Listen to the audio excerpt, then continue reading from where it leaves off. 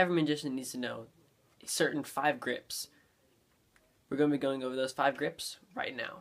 Let's get started.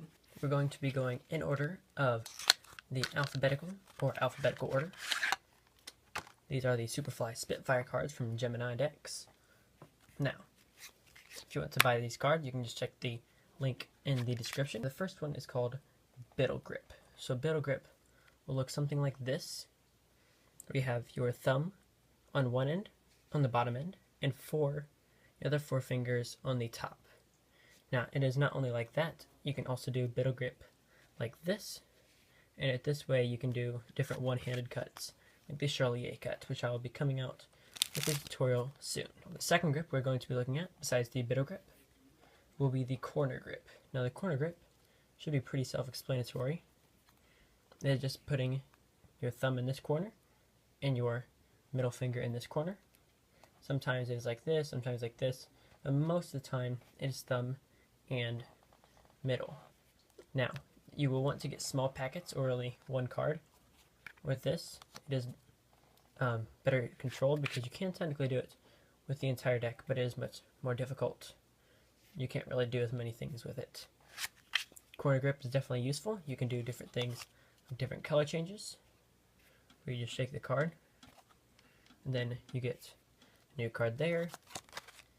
The third grip we'll be looking at is Mechanics Grip. Now, that is the grip that most magicians just sit in, most of the time when they're just holding a deck of cards, which is this right here, where you have your thumb lined along that edge, index finger across the top, and then middle, ring, and pinky across the other edge. Number 4 is Straddle Grip. Straddle Grip can either be done like this, with your pinky on the bottom, index on the top, and then your middle and ring on the outside. You can have your thumb here too, and you can also do Straddle Grip along the top edge as well. So that is Straddle Grip. Number 5. We have, for our 5th grip, we have Z Grip. Z Grip looks like this. So number 5 is Z Grip, which looks like that.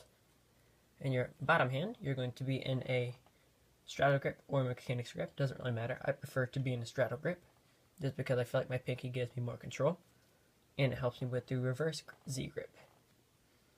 Then your top hand is going to come over in Biddle Grip, like this, but you're going to leave your pinky off. So your top hand is here, and your bottom hand is here.